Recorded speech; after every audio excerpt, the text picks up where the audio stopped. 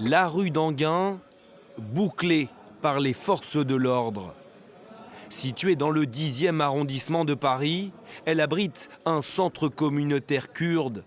C'est là, à la mi-journée, qu'un individu ouvre le feu.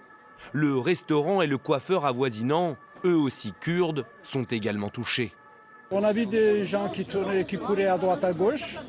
Et après, on est rentré dans le salon de coiffeur, on a vu, et il y a 3 blessés dans le salon.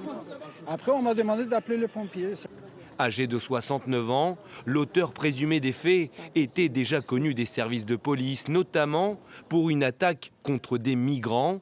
C'est ce que confirme la procureure de Paris, dépêchée sur place. Ça concernerait des gens qui étaient installés dans des tentes et l'intéressé se serait attaqué à ces tentes. Il y a eu une ouverture d'information en fin d'année 2021 et l'intéressé venait récemment d'être remis en liberté. Merci.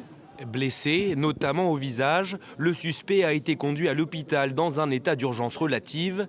Il a ensuite été placé en garde à vue. La brigade criminelle a été saisie de l'enquête. S'agit-il d'un acte raciste? Les investigations devront le dire.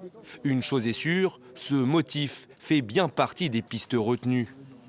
Le ministre de l'Intérieur, Gérald Darmanin, s'est rendu sur place dans l'après-midi. Il a donné des précisions sur le profil de l'assaillant présumé. Il était connu des services judiciaires, mais il n'était pas fiché comme étant quelqu'un d'ultra-droite ou un extrémiste. Il n'est pas sûr d'ailleurs que le tueur qui a voulu assassiner ces personnes et dont le doute ne fait pas beaucoup état, qu'il ait voulu assassiner des personnes ici à Paris, l'ait fait spécifiquement pour les Kurdes. Il a voulu manifestement s'en prendre à des étrangers. Meurtrie, la communauté kurde parisienne s'est rassemblée près des lieux de l'attaque.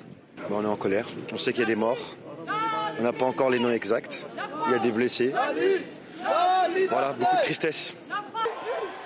La situation a ensuite dégénéré, de violentes échauffourées ont éclaté. Des pavés ont notamment été lancés sur les forces de l'ordre. Plusieurs personnes ont été blessées.